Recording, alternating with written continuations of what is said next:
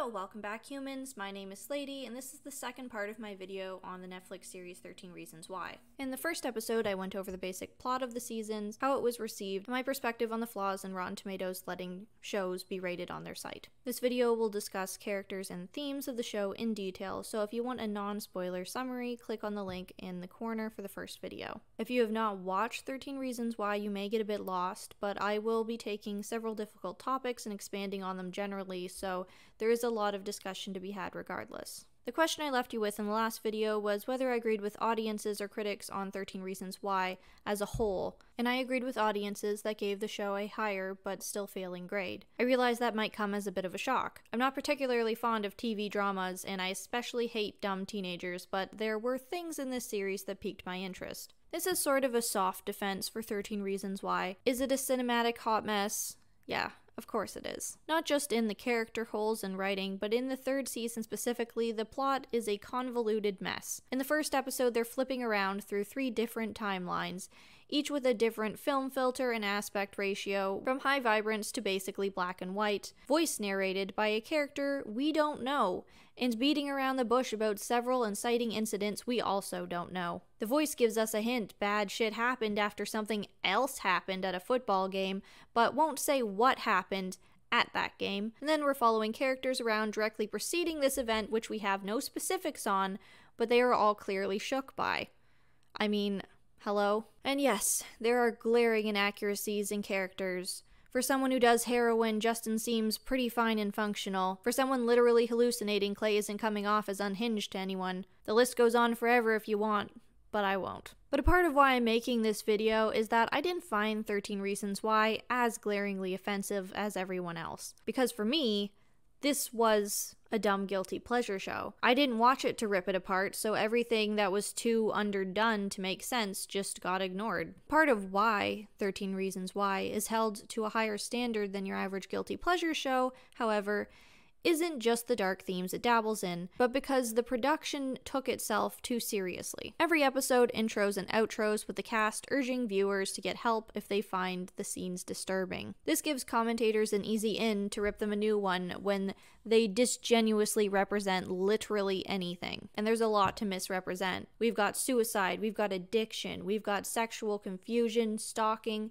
we've got representation of school shooters, rape, and eventually murder. The only box they didn't tick off for teenage triggers was eating disorders, which might be in there, but I forgot about. Comment below if they actually did that. So I'm sitting here a little perplexed by the controversy surrounding the show, because I didn't and can't take it seriously, even if the production originally promoted itself as such. By the third season, it's pretty obvious this is just smut like everything else. They lost their message, and now they're mashing together as many hot topics as they can to make the story seem deep, when it's not, because the characters are a mess, the storyline is a mess, and the message of the show is now non-existent. We shouldn't be looking at Hannah as an average high school suicide victim, because nothing about the compounded circumstances she went through or the dramatization she created in her death is even close to average. Just like Bryce isn't anywhere close to the average rapist because he's presented as an evil rich guy with a misguided heart. The story says he raped 17 girls, then decided to have a character arc and change of heart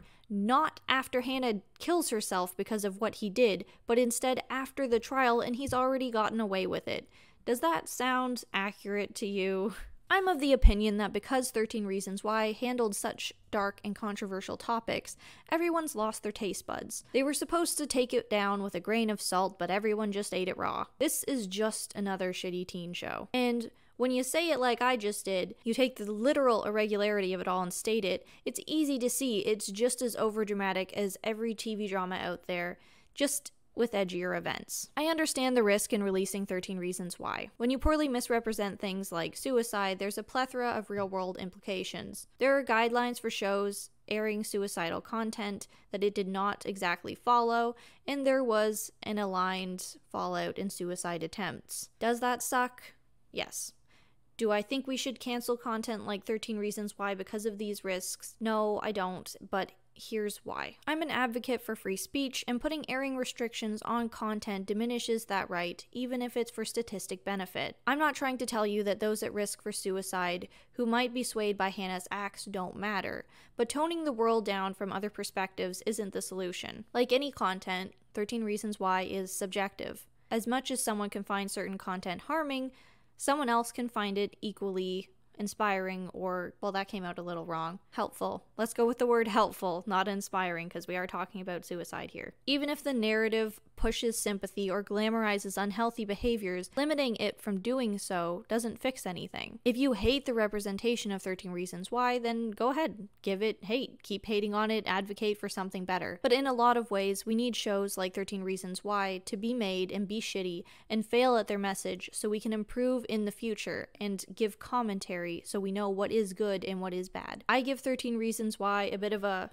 it tried pat. Because speaking of glamorizing unhealthy behavior and narrowing in on everything being subjective, let me share with you what I took from the show and what others probably didn't. Even if content has its own agenda, doesn't mean we can't use our own critical thinking to pull away from it different things. And I thought Hannah was a bitch right from the start. And my reaction to her was healthy because I was just like her. When something bad happened to me, no matter how consequentially mundane, I'd spend my time dramatizing it until it became something that defined me. Hannah was a bitter, mean girl to the end. The shit she went through doesn't exempt her from compounding blame and putting it on any person that ever made her discontent. I'm still pissed off at kids at senior kindergarten for calling me a crybaby, which led me to never displaying emotion in public for the remainder of my school life. Hannah herself was a dramatization, but even in that, there are pieces of her that live in real humans, and we can't reflect on those pieces of ourselves